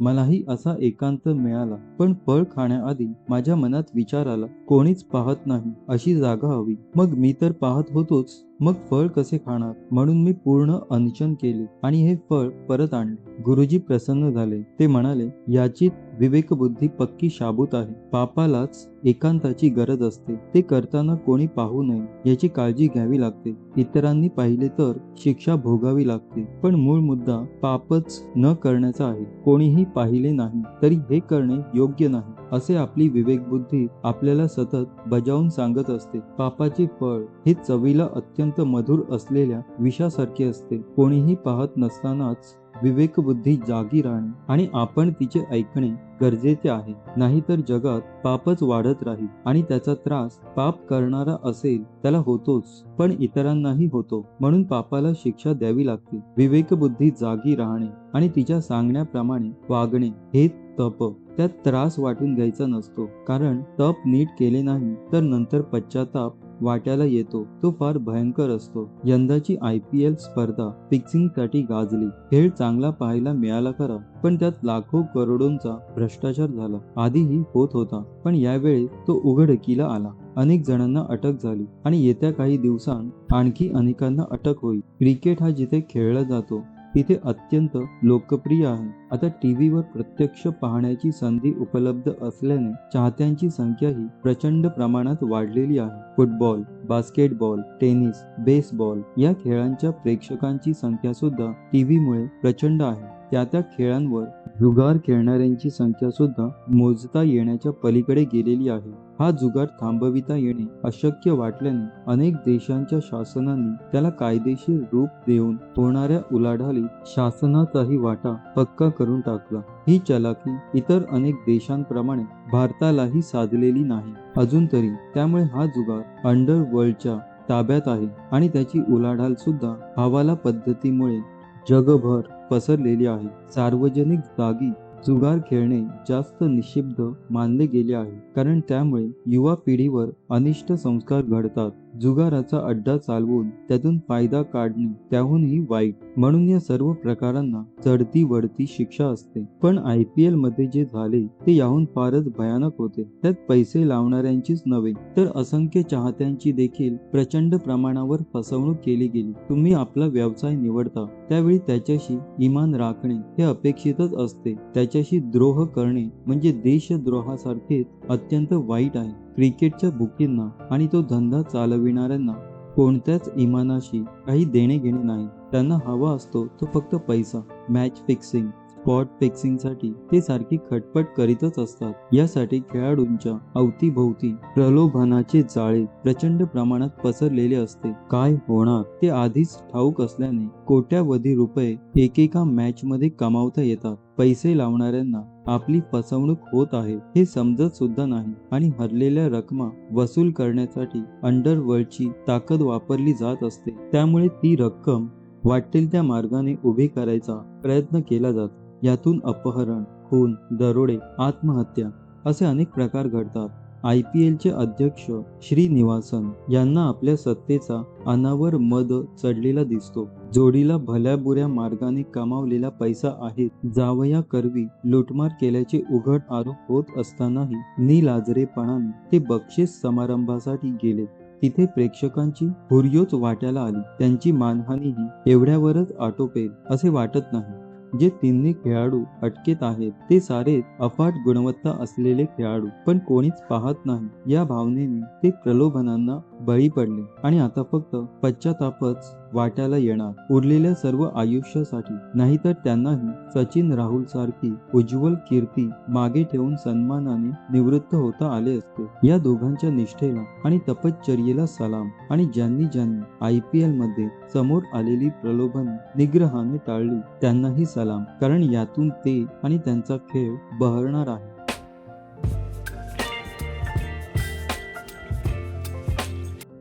जगण्यातला आनंद.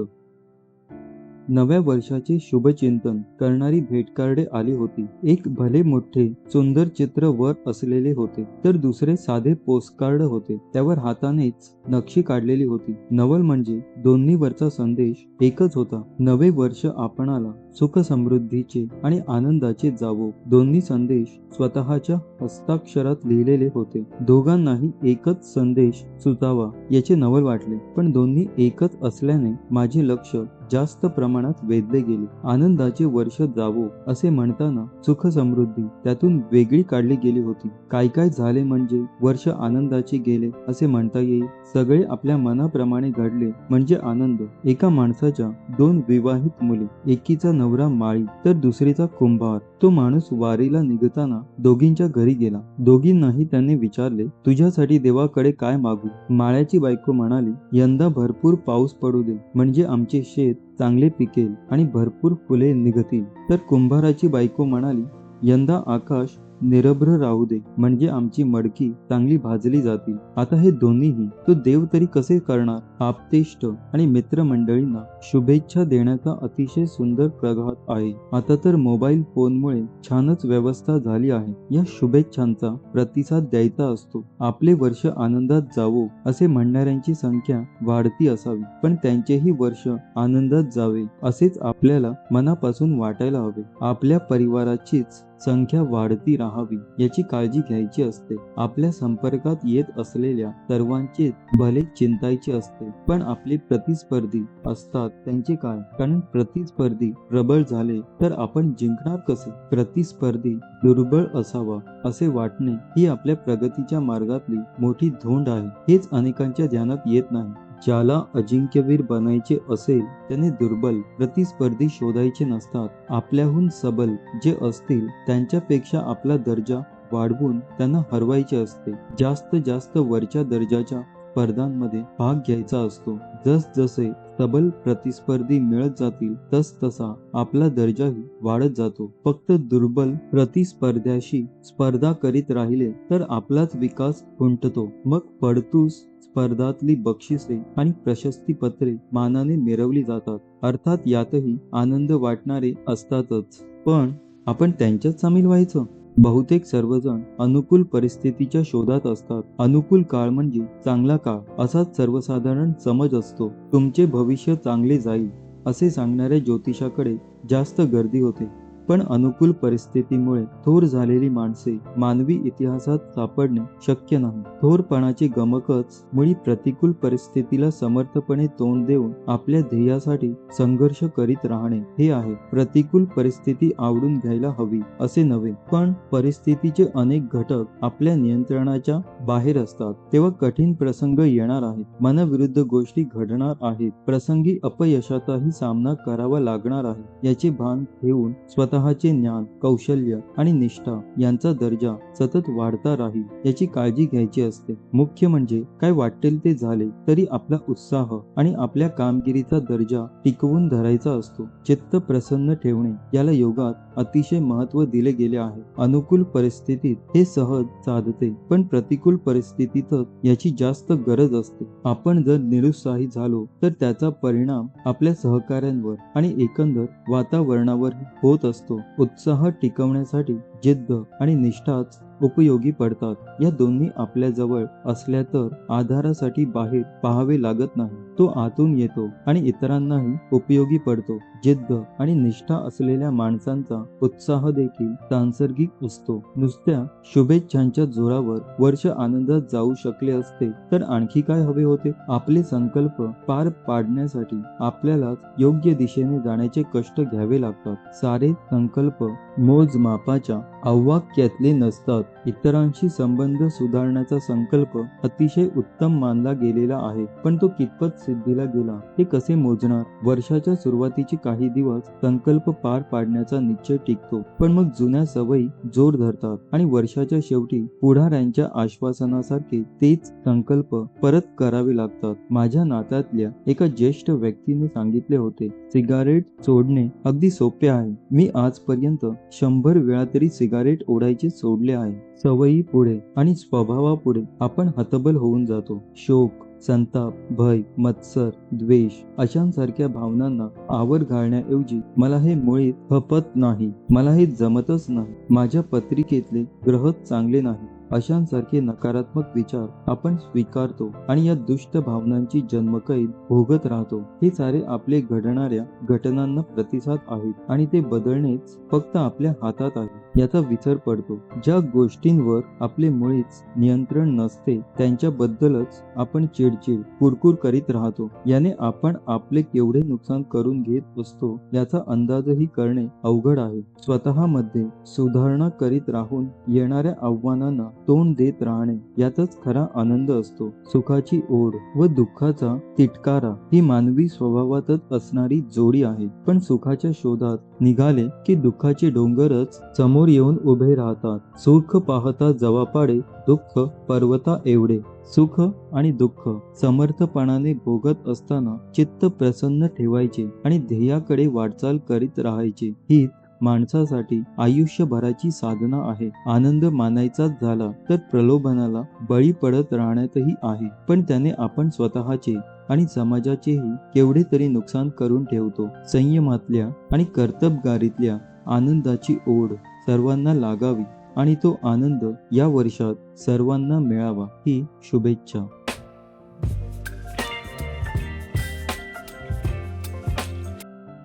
जुळवून घेणे जमेल.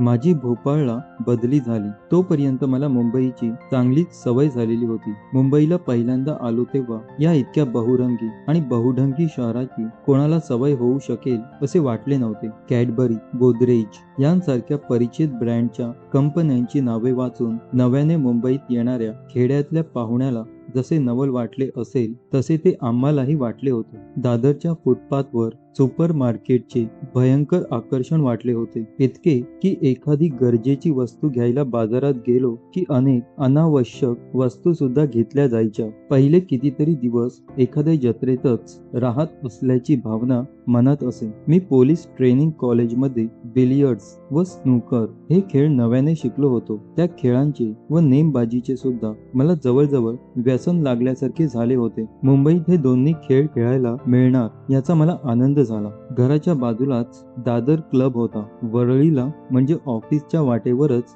नेमबाजीची रेंज होती, पण याचा आनंद फारसा टिकला नाही.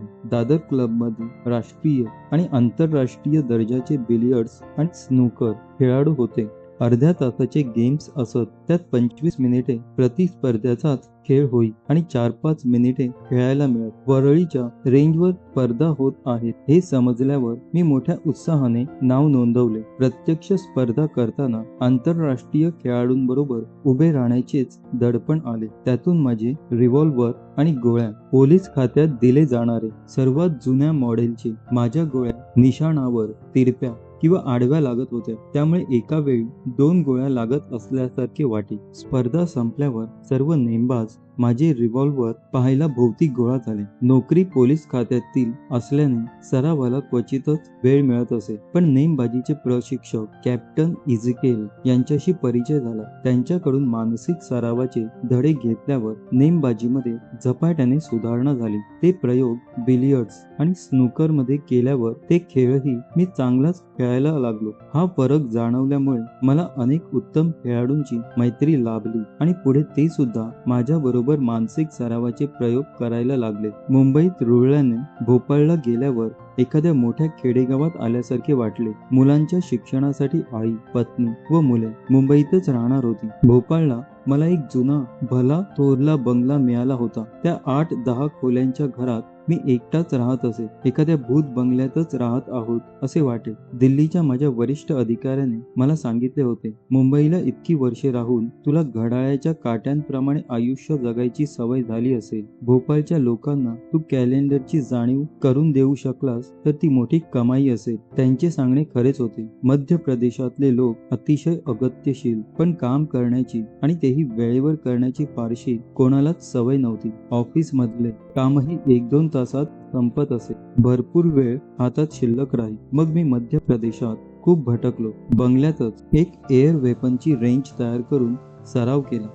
जवळच एक क्लब होता. तिथे बिलियर्डचे टेबल होते म्हणून त्या क्लबमध्ये नाव घातले. पण ते जुनाट, कपडा गुळगुळीत झालेले टेबल पाहूनच मी हबकून गेलो. आपल्याला चांगले बिलियर्ड खेळता येत असल्याचा माझा गैरसमज पहिल्या गेममध्येच नाहीसा झाला. पण दौऱ्यात मी माझा क्यू आणि एअर पिस्तूल घेऊन जायला लागलो. इंदूर, रायपूर, विलासपूर, ग्वाल्हेर वगैरे ठिकाणी चांगल्या टेबलवर खेळायला मिळाले. भरपूर मित्रमंडळी मिळाली. त्या साऱ्यांना मी माझ्या नेमबाजीच्या कौशल्याने चकित करून सोडले. वासरातल्या लंगड्या गाईचा मान मला मिळायला लागला. मी जाईन तिथे तऱ्हेतऱ्हेच्या मिठाया आणि सुग्रास भोजन यांनी माझा सत्कार व्हायला लागला. वर्षभरातच मी सुखासीन आणि चांगला गुटगुटीत झालो. ऑफिसची कामे म्हणजे कटकट अशी माझी ही धारणा व्हायला लागली. फक्त कुटुंबापासून दूर राहावे लागत असल्याची बोच तेवढी शिल्लक होती. पण तेवढ्यात एक संधी आली. अगदी थोडेसे काम आणि मुंबईतले पोस्टिंग. 4 वर्षे आराम करता आला असता. मी लगेच होकार कळवून टाकला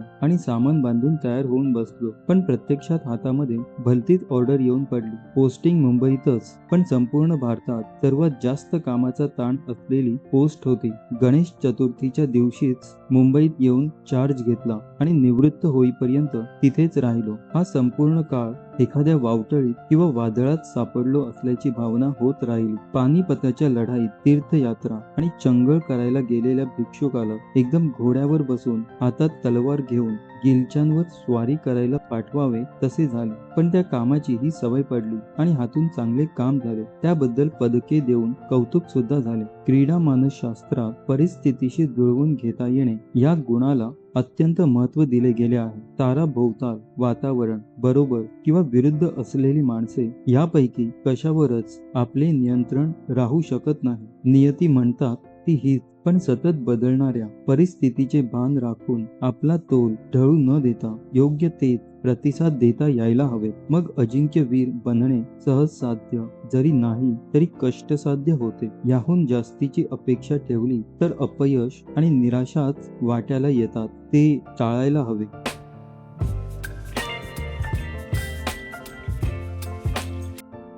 सर्वांनाच आनंद मिळू दे.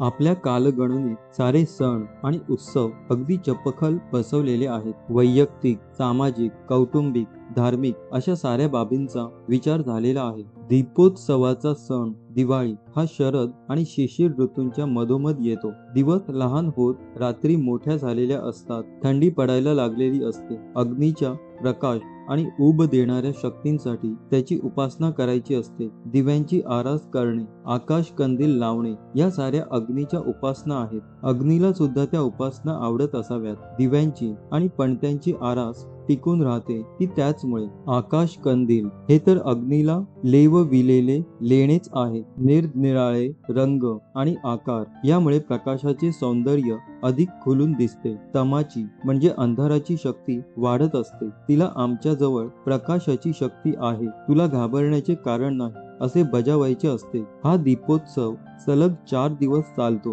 त्यांना जोडून सुट्ट्या असतात. वर्षभराच्या कामाच्या अभ्यासाच्या रगाड्यात करमणुकीची हौस भागवायला वेळच झालेला नसतो. ती हौस सिनेमा, नाटक, दिवाळी अंक, सहली, नातेवाईक आणि मित्र परिवाराबरोबर जेवण आणि गप्पांचे कार्यक्रम यांमुळे भागवता येते. शिशिर ऋतूत पचन शक्तीत सुधारणा झालेली असते, कारण थंडीत जास्त ताकदीची गरज असते. त्यामुळे गृहिणी रुचकर पदार्थ वापरून सर्वांचीच हौस भागवतात.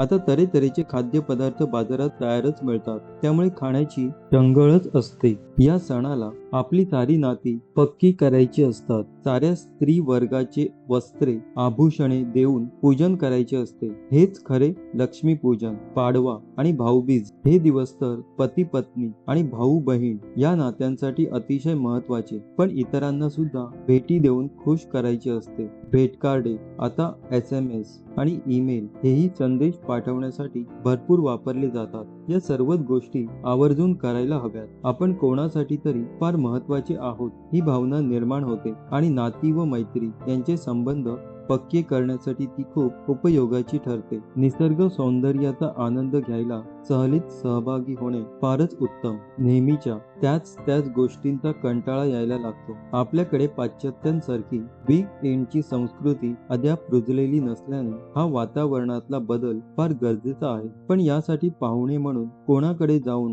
तिथे सुट्टी संपेपर्यंत हिय्या देणे शक्यतो टाळायला हवे. कारण आपला आनंद हा इतरांच्या कपाळाला आठ्या पाडणारा नसावा. मुलांच्या सुट्टीमध्ये नुसते हुंदडणे असण्यापेक्षा थोडे तरी नवे शिकण्याचा भाग असावा. त्यांना ट्रेकिंगचा फार फायदा होऊ शकतो. लहान मुलांची खर्च झालेली शारीरिक शक्ती चटकन भरून येते आणि या प्रक्रियेत त्यांचे आरोग्यही सुधारते. त्यामुळे त्यांच्या सुट्टीच्या नियोजनात स्पर्धात्मक खेळांचा अवश्य अंतर्भाव असावा. दिवाळी ही फक्त आपल्या छंदासाठीच न वापरता शक्यतो कुटुंबासाठी आणि मित्र परिवारासाठीही काही वेळ काढावा. कारण आपल्या वेळांवर इतरांचाही अधिकार असतो. तो डावलला गेल्याने संबंध पक्के होण्याऐवजी त्यात दुरावा निर्माण होतो. मग ती गोष्ट आपल्यात सुख समाधानाच्या आणि आनंदाच्या आड यायला लागते. एकत्र वेळ घालवताना आपल्याप्रमाणेच इतरांच्याही आवडीनिवडी विचारात घ्याव्या लागतात याचे भान विसरता कामा नये. दिवाळीचा उत्सवच मुळी तृप्तीच्या म्हणजेच लक्ष्मीच्या आराधनेकरता असतो. जे करावेसे वाटते पण वेळेच्या अभावी शक्य होत नाही ते करून घ्यायचे. पण त्याच्यासाठी मनात तृप्तीची भावना जोपासायची. जे अतिशय आवडीचे असते त्याबद्दल नैसर्गिक ओढ अतृप्तीकडेच असते. आणखी हवे, पुन्हा केव्हा मिळेल असे वाटणे म्हणजे अतृप्तीचीच वाढ होऊ देणे असते. तृप्ती ही मनातील भावना आहे आणि आनंदाप्रमाणेच आपल्या अनुभवाला आलेला प्रतिसाद आहे. हे पक्के ध्यानात ठेवायला हवे. म्हणजे मग मनात वकवक निर्माण होत नाही. चित्ती असू द्यावे समाधान ही तुकोबांची शिकवण याकरताच आहे. सुट्टी, सण, उत्सव हे त्यांचा मनापासून आनंद घेण्याकरता असतात. पण आपल्या मनाला भूतकाळातच रमण्याची किंवा भविष्यातल्या घटनांचा धसका घेण्याची सवय असते. मागे घडलेली एखादी घटना उदास करीत असते किंवा भविष्य काळात उभे राहणारे एखादे आव्हान धडकी भरवत असते. हे भूतकाळाचे आणि भविष्य काळाचे झोके बंद करून पूर्ण वर्तमानात राहण्याची कला साधायला हवी. म्हणजे मग उत्सवाचा खरा आनंद उपभोगता येतो. लहान मुलांचा सहवास हा उत्तम उपाय आहे. ती सतत वर्तमानातच असतात. भूतकाळात किंवा भविष्य काळात अडकून पडण्याचा त्यांचा स्वभावच नसतो. त्यांनाच वर्तमानात जगण्याच्या कलेत गुरु मानायला हवे. आपल्या मनाचे हे भूत भविष्याचे झोके वाढायला लागले म्हणजे सारा आनंदच नाहीसा होऊन जातो. झोके वाढण्याचे मुख्य कारण म्हणजे आपण जास्त आत्मकेंद्रित व्हायला लागतो हेच आहे. निवृत्ती जवळ आलेली असताना माझ्या एका सहकार्यावर खूपच मोठी जबाबदारी येऊन पडली. त्याचे अभिनंदन करायला गेलो तेव्हा तो खूपच चिंतेत पडलेला दिसला. केव्हा एकदा हे नोकरीचे दिवस संपतात आणि आपण निवृत्त होतो असे त्याला झाले होते. मी त्याला म्हटले, या पदावर राहून तू कितीतरी लोकांचे भले करू शकशील. त्याबद्दल विचार कर, म्हणजे तुझे काम उत्तम होईल. सण आणि सुट्ट्या तुम्ही आनंदात घालवायला लागला की तुमच्या मनाची शक्ती वाढते आहे अशी पक्की खुणगाठ बांधा. दुबळ्या मनाच्या लोकांना कशातच आनंद वाटत नाही. तुम्हालाच नव्हे तर तुमच्या संपर्कात येणाऱ्या सर्वांनाच आनंदाचा अधिकार आहे. तो सर्वांनी मिळून बजावण्यासाठी दीपावलीचा उत्सव आहे हे ध्यानात असू द्या. म्हणजे मग ही दिवाळी तुम्हाला आणि तुमच्यामुळे इतरांनाही आनंदाची जाईल हे नक्की.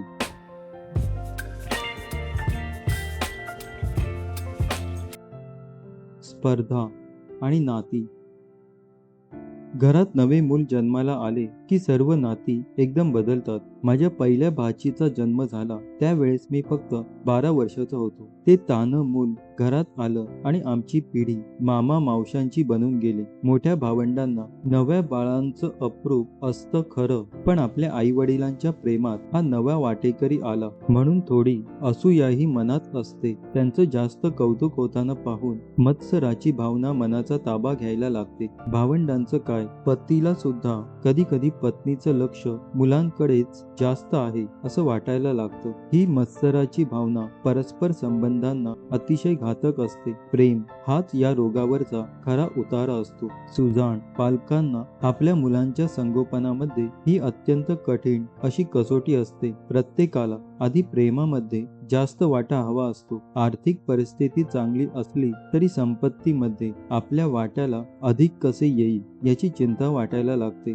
असलेल्या संपत्तीत अनेक पटींनी भर घालायची क्षमता असलेल्या व्यक्ती कोर्ट कचेऱ्या करण्यामध्ये आपला अमूल्य वेळ आणि असलेली समृद्धी यांची वाट लावून बसतात. अगदी जवळची नाती सुद्धा जर नासली तर खून, मारामाऱ्या आणि इतर कोर्ट कचेऱ्या यांच्यापर्यंत मजल जाते. आगीत तेल ओतायला इतर मंडळी उत्सुक असतात. एका खटल्यामध्ये न्यायाधीशांनी दोन्ही वकिलांना सांगितले, तुमच्या अशिलांना समजावून सांगा, जवळचं नातं आहे, उगीच भांडता कशाला. वकिलांनी उत्तर दिले, असं आम्ही मुळीच करणार नाही. हे आपसात भांडत आहे म्हणून तर आमचा व्यवसाय चांगला चालतो आहे. अशा वृत्तीमुळेच न्यायालयात न्याय मिळणंच बंद झालं आहे. उत्तम पुरुषाच्या लक्षणात संविभागी च बंधुषु म्हणजे भावंडांना वाटा देऊनच संपत्तीचा उपभोग घेतो तो, हे लक्षण सर्वात महत्वाचे मानले आहे. इतर 4 लक्षणे पात्रे त्यागी, गुणे रामी, शास्त्रे बौद्ध, रणे योद्धा अशी आहेत. त्या मानाने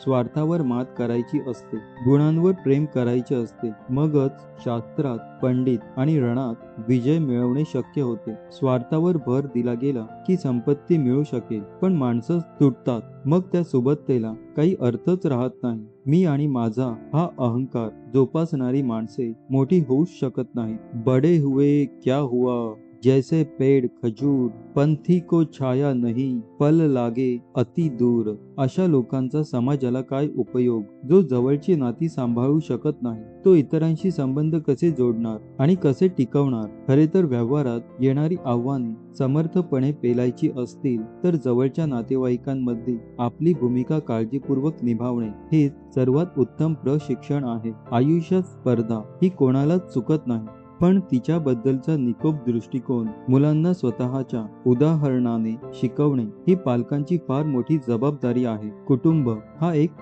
संघ असतो. स्वतःचं हित गौण समजून संघाचं हित पाहणं ज्याला जमतं तो खरा कर्तबगार माणूस. अशी माणसं ज्या कुटुंबात असतील त्या कुटुंबाचा नेहमी उत्कर्षच होत राहील यात मुळीच शंका नाही. पण त्यातल्या व्यक्तींनी स्वतःला इतरांचे स्पर्धक समजता कामा नये. स्पर्धा ही विशिष्ट बाबतीत विशिष्ट घटनेच्या वेळीच असते. ती पार पडली की स्वच्छ मनाने परत एकत्र येणे हे स्पर्धेत निकोपपणा आणते. स्पर्धकांचा विनाकारण द्वेष, मत्सर करीत राहण्याने आपल्याच व्यक्तिमत्वाला आणि विकासाला खोट येते. मग प्रगती तर सोडाच, एकाग्रता सुद्धा नीट होत नाही. स्पर्धा संपली की तिचा विचार करीत बसायचं नसते, तर आपल्या गुणवत्तेत भर घालण्याच्या खटाटोपाला लागायचं असते. इतरांच्याही गुणांचा सत्कार करण्याची सवय लावून घ्यायची असते. मग माणसे आपोआप जोडली जातात. मन मोठे करणेच सर्वात महत्वाचं. मोठ्या मनाच्या माणसांसाठी सर्वांच्याच हृदयात जागा असते. ही जागा खरी संपत्ती. माणसेच मिळवायची असतात. पैसा आणि सत्ता या गोष्टी गौणच असतात. मग सुरुवात आपल्याच भावंडांपासून, जवळच्या नातेवाईकांपासून करायला काय हरकत आहे.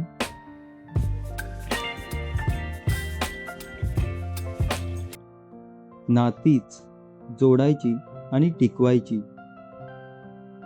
आपल्या मानसशास्त्राकडे म्हणजे योगशास्त्राकडे मी उलटा आलो. म्हणजे रशियन शास्त्रज्ञांनी क्रीडा मानसशास्त्राचे केलेले प्रयोग वाचत असताना एका ठिकाणी उल्लेख आला की हे तंत्र भारतीयांच्या योगशास्त्रावरून घेतलेले आहे. मग मी योगाच्या अभ्यासाकडे वळलो. कैलासवासी कृष्णाजी केशव कोल्हटकरांच्या पातंजल योग दर्शनावरचा ग्रंथ वाचला. त्याचे नावच भारतीयांचे मानसशास्त्र असे होते. पहिल्या वाचनात सारे डोक्यावरून गेले. मग ग्रंथांचे पारायण का करतात ते समजले. असंख्य अडचणी येत राहिल्या. सुदैवाने स्वाध्याय परिवाराचे पूज्य दादा म्हणजे कैलासवासी पांडुरंग शास्त्री आठवले यांचा खूप चांगला परिचय झाला होता. त्यांच्या स्वभावाप्रमाणे त्यांचा सर्वांवरच लोभ असे तसा माझ्यावरही होता. मी माझ्या बालिश वाटणाऱ्या शंका सुद्धा त्यांना जाऊन विचारित असे आणि तेही मुळीच कंटाळा न करता सारे अतिशय सोप्या शब्दांत समजावून सांगत असत. पतंजली मुनींच्या दर्शनात अष्टांग योगाचे विवरण आहे. यात यम म्हणजे इतरांशी कसे वागायचे ते आधी दिले आहे आणि नंतर नियम म्हणजे स्वतःत सुधारणा कशी करायची ते दिले आहे. आता माझी बालिश शंका अशी होती की स्वतःत सुधारणा केल्याशिवाय इतरांशी चांगले कसे वागता येईल, जे अवघड आहे ते आधी का करायला सांगितलं? दादा हसून म्हणाले, यम म्हणजे तर सर्वात सोपी साधना. नाती जोडायची आणि ती टिकवायची म्हणजे यम. हे साधलं की नियमांची शिस्त लावणे शक्य होते. या स्पष्टीकरणाने माझा गोंधळ अधिकच वाढला. जे दादांच्या ध्यानात आलं त्यांनी समजावलं, ज्याने चांगले संस्कार जपले असतील त्यांना यम अवघड नाही जात. आई, बहीण, मुलगी अशी नाती मनात पक्की बसली तर मग त्यांच्याविषयी मनात विकार कसे निर्माण होतील? आपल्याच भावंडांचं नुकसान कसं करता येईल? त्यांची हिंसा होऊ नये याची काळजी घेतली जाईल. त्यांच्या धनाची चोरी होऊ नये, त्यांचा वाटा त्यांना मिळावा याचाही विचार होतो. आणि जे आपले आहेत त्यांच्यापासून सत्य काय म्हणून लपवायचं? साऱ्याच साधना नाती जोडण्या आणि टिकवण्याने सोप्या होऊन जातात. मग स्वतःमध्ये योगाची शिस्तही बाणवता येते. त्यासाठी नियम आहेत. माझ्या डोक्यात लख्ख प्रकाश पडला. पुढे मी एका दैनिकाच्या पुरवणीत एक सदर लिहित असे. त्यात नाती या विषयावरचे हे विचार मांडले. लेख आवडल्याबद्दल अनेक फोन आले, पण एका गृहस्थांची ही कसली नाती या मथळ्याखाली तावातावाने मांडलेली प्रतिक्रिया आली. त्यांनी लिहिले होते की त्यांचे वडील 10-12 लाखांची इस्टेट आईच्या नावावर करून गेले. दोघे भाऊ आर्थिक ओढाताणीत आणि 2 बहिणी चांगल्या सुस्थितीत दिलेल्या असे असताना आई मुलांची काळजी मुळीच न करता, त्यांचा सल्लाही न घेता बहिणींना बरेच काही देऊन परक्याचे धन करीत होती. अशा परिस्थितीत नाती कशी टिकवायची असा त्यांनी रागारागाने सवाल करून पत्र पूर्ण केले होते. मग मी त्या सदरातला पुढचा लेख त्यांच्या मुद्द्यांना उत्तर देण्यासाठीच लिहिला. माझे म्हणणे होते की त्यांच्या पत्रावरून त्या कुटुंबातली सारी भांडणे वडील गेल्यानंतर त्यांच्या इस्टेटीच्या वादावरून सुरू झालेली दिसत होती. वडिलांनी इस्टेट पत्नीच्या नावावर केली याचा अर्थच त्यांनी ती स्वतः कमावलेली होती. वडील जर 10-12 लाखांची इस्टेट कमवू शकत होते तर दोघा भावांमध्ये त्यांच्यापेक्षाही जास्त कमावण्याची धमक आणि कर्तबगारी असायला हवी. ती वापरायची सोडून वडिलोपार्जित इस्टेटीसाठी भांडण करण्याने सर्वांचेच नुकसान झाले असते. आईला धडा शिकवण्यासाठी कोर्ट कचेरी करण्याचेही मनात आल्याचे त्यांनी लिहिले होते. पण घराण्याची बदनामी, वेळ आणि पैसा यांचा अभाव या साऱ्यांचा विचार करून त्यांनी ते टाळले होते. मी त्यांना सल्ला दिला होता की तेढ वाढवण्यापेक्षा वडील असताना आई व बहिणी यांचे जे प्रेम होते ते परत मिळवता आले तर ती खरी कमाई ठरेल. संपत्तीसाठी स्पर्धा ही असतेच, पण त्यासाठी आपल्या नात्यातले प्रेम कमी होऊ द्यायचे नसते. सहज लाभलेला परिवार आणि त्याचे प्रेम हे जपून वाढवता आले नाही तर जगण्यात काय अर्थ? नात्यातल्या वडीलधाऱ्या मंडळींना बरोबर घेऊन हा गुंता सोडवून टाकावा आणि प्रेमाचे संबंध परत जोडावेत असेही सुचवले होते. शनिवारी सदर प्रसिद्ध होईल. रविवारी सकाळीच त्या गृहस्थांचा मला फोन आला. मी माझ्या मुद्द्यांचे समर्थन करण्यासाठी सावरून बसलो, पण त्यांनी नवलाचे वर्तमान दिले. त्यांच्या साऱ्या नातेवाईकांसोबत माझ्या लेखाचे सामुदायिक वाचन झाले होते आणि तिढा सोडवण्यासाठी वडीलधाऱ्या मंडळींबरोबर त्याच दिवशी बैठक होणार होती. विचार विनाशाकडे नेऊ शकतात, पण ते जर योग्य असले तर विकासाचीही वाट दाखवतात.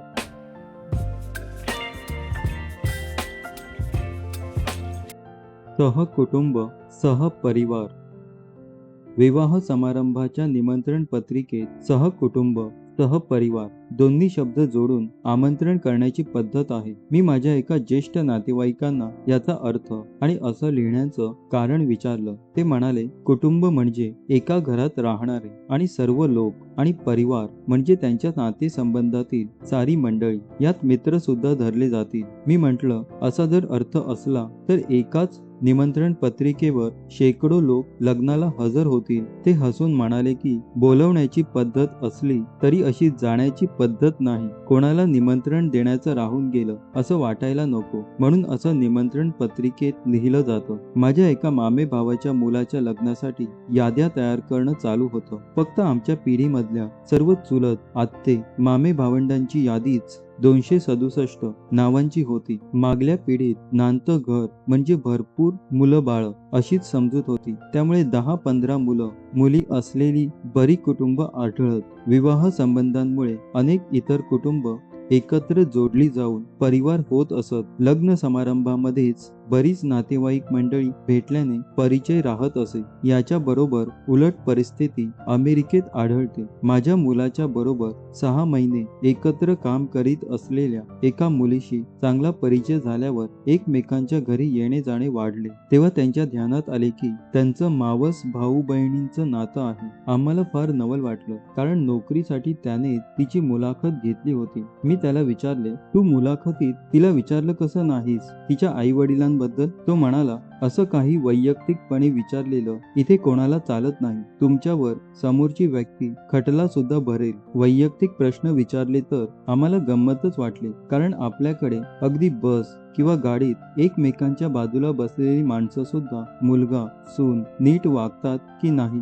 इथपर्यंत प्रश्न विचारून मोकळी होतात. आपल्याकडे गप्पा वैयक्तिक बाबींच्याबद्दल जास्त होतात. पाश्चात्य व्यक्ती स्वातंत्र्याचे स्तोम जास्त असल्याने कुटुंब संस्था विस्कळीत झालेली दिसते. सख्खी मुलं, बहीण, भावंड सुद्धा फारशी भेटत नाहीत एकमेकाला. मग इतर नातेवाईकांशी संबंध येण्याचा प्रश्नच फारसा उद्भवत नाही. अमेरिकेत स्थायिक झालेल्या अनेक भारतीय कुटुंबांमध्ये हीच वृत्ती वाढत चाललेली दिसली खरी. मात्र पूज्य पांडुरंग शास्त्री आठवले यांनी प्रस्थापित केलेल्या स्वाध्याय परिवारात वेगळंच वातावरण आढळलं. त्यांच्या सोबत आम्ही शिकागोला गेलो तेव्हा एका डॉक्टर कुटुंबात आमची उतरण्याची व्यवस्था केलेली होती. यजमान जोडप्यांचं वागणं इतकं लोभस होतं की आम्हाला त्यांच्याकडे राहण्यात मुळीच संकोच वाटला नाही. माझ्या पत्नीची भाची शिकागो मध्येच राहते. दुसऱ्या दिवशी त्यांचा पत्ता शोधून काढून आम्ही त्यांना जाऊन भेटलो. डॉक्टर साहेब सोबत होते. शिकागो मध्ये येऊन आम्ही त्यांच्याकडे उतरलो.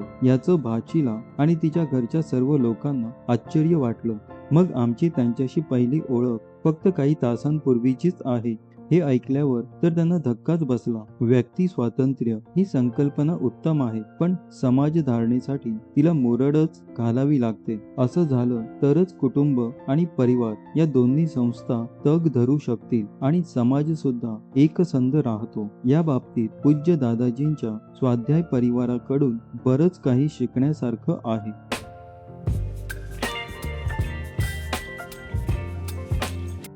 अंतर पिढीचे.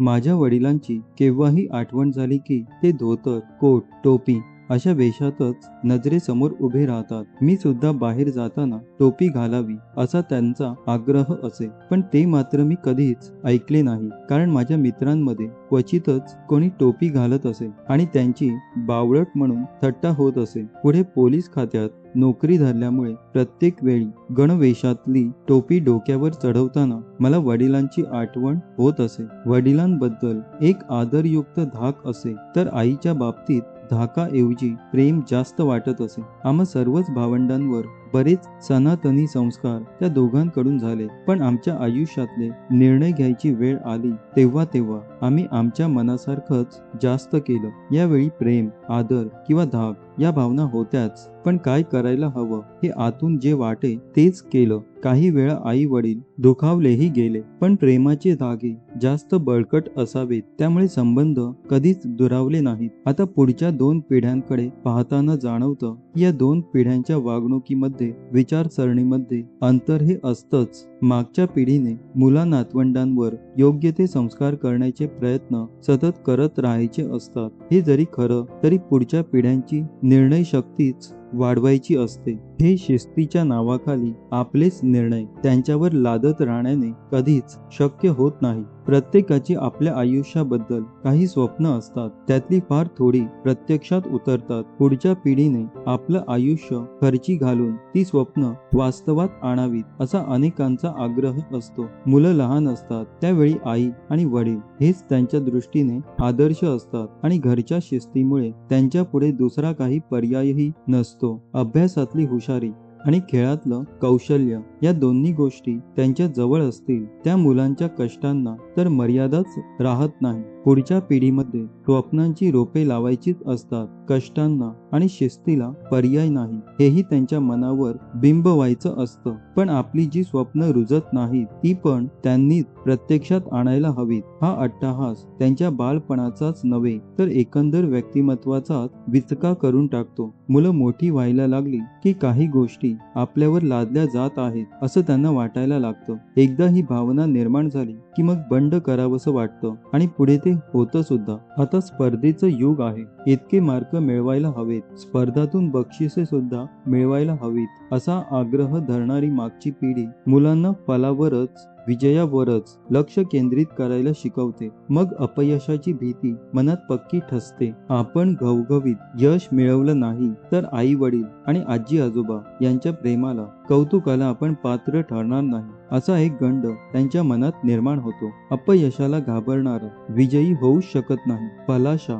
मनात पक्की बसली की कौशल्याच्या आणि ज्ञानाच्या प्रकटनासाठी लागणारी एकाग्रताच गवसत नाही. मग यश हाती कसं लागणार? मागच्या पिढ्यांचा प्रयत्न नवीन पिढीला चाकोरीत अडकवून टाकण्याचा असतो. खरं तर चाकोरी सोडण्याचं धाडस केल्याशिवाय प्रगतीचा मार्ग दिसत नाही. समाज रक्षणासाठी चाकोरी आवश्यकच असते, तशीच ती योग्य क्षेत्रासाठी सुद्धा गरजेचीच असते. पण भर आपली लायकी वाढवण्यावर हवा हे जुन्या नव्या सर्वच पिढ्यांनी पटवून घेणे नितांत गरजेचे आहे. निर्णय घेण्याची, जबाबदारी घेण्याची, दुःख सहन करण्याची प्रवृत्ती निर्माण होऊन जोपासली गेली पाहिजे. हे सगळं करत असताना त्यांच्या जोडीने येणाऱ्या अहंकाराला मुरड घालून प्रेमाचा धागा जास्त मजबूत केला पाहिजे. हे ज्या कुटुंबाला साधेल ते कुटुंब समाजात आदर्शवत होईल.